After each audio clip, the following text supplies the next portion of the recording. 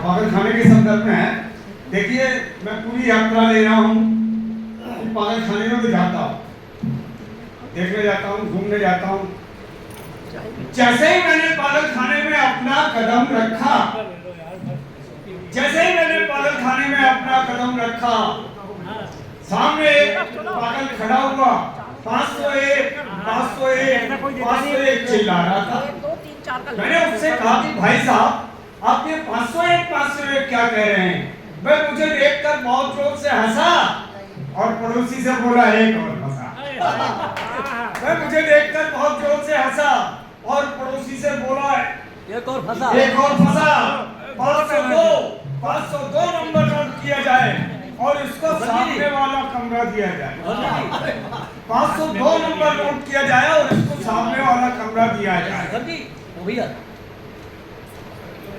अस्पताल के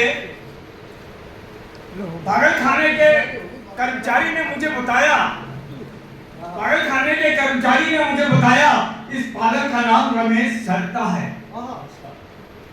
इस पागल का नाम रमेश सरता है। भाई उसका टाइटल है जैसे कवियों को होते हैं, प्रकाश मेहरवाल है जैसे। इस पागल का नाम रमेश सरता है।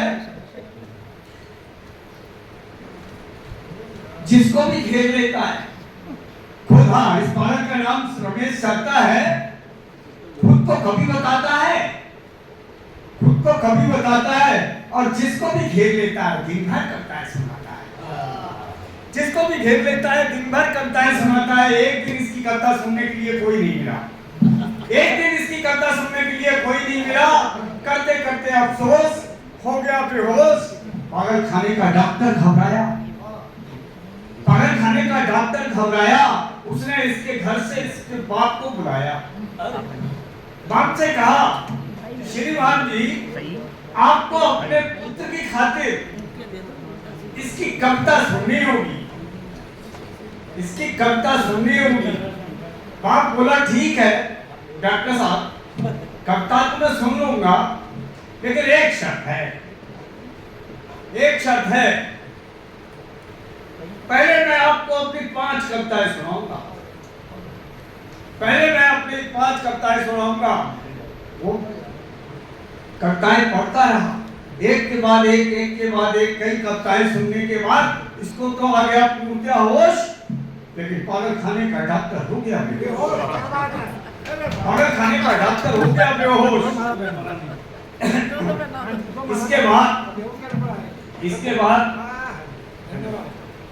इसके बाद पागल खाने के कर्मचारी ने मुझे एक और पागल से मिलवाया।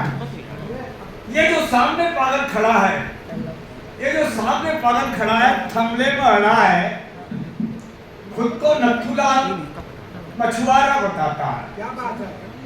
खुद को नथुलाल मछुआरा बताता है। जाल बनाऊंगा, मछलियां मारूंगा, जाल बनाऊंगा, मछलियां मारूंगा, हर सब यही चिल्लाता है। लेकिन अब थोड़ा थोड़ा ठीक नजर आता है, लेकिन अब थोड़ा थोड़ा ठीक नजर आता है।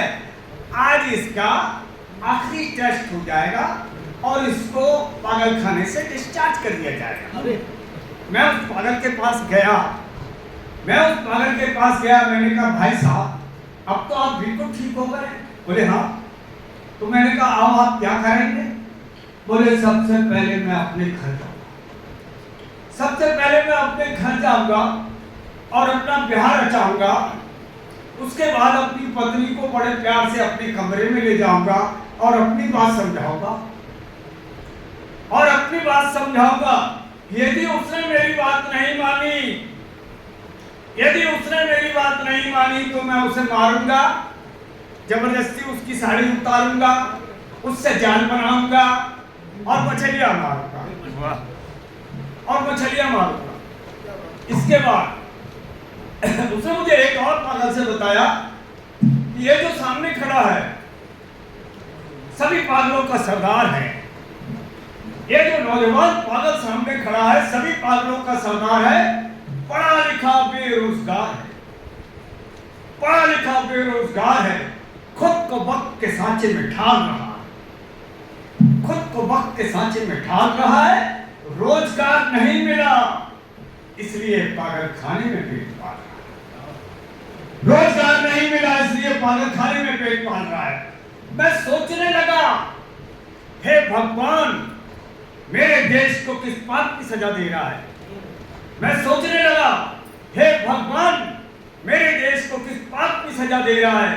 आज मेरे देश का पढ़ा लिखा नौजवान अपने पेट की आग बुझाने के लिए पागल खाने का सहारा ले रहा है, पागल खाने का सहारा ले रहा है। इसके बाद मैं जैसे ही मुड़ा, इसके बाद मैं जैसे ही मुड़ा, एक पागल मेरी ओर बढ़ा। इसके बाद मैं जैसे ही मुड़ा, एक पागल मेरी ओर बढ़ा, रोया, गिड़गिड़ाने लगा, रोया, गिड़गिड़ाने लगा और अपने हाथ में दबा हुआ एक कपड़ा दिखाने लगा। अपने हाथ में दबा हुआ एक कपड़ा दिखाने लगा। मुझसे बोला, मेरे बेटे को बुला दो, मेरे बेटे को बुला दो, ये कमीज उसे पहना दो। बोला, मेरे बेटे को बुला दो, ये कमीज उसे पहना दो। पागल खाने के कर्मचारी ने मुझे बताया, ये पागल पंजाब का एक किसान है, गांव में इसका मकान है।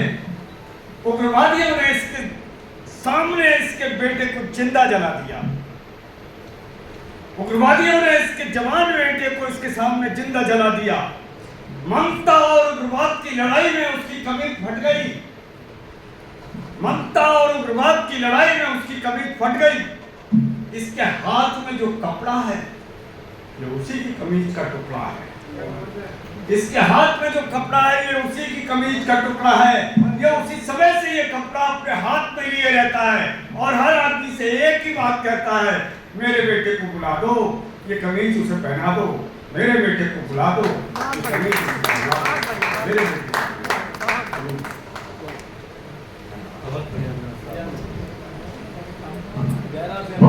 बहुत ही भावनात्मक व्यंग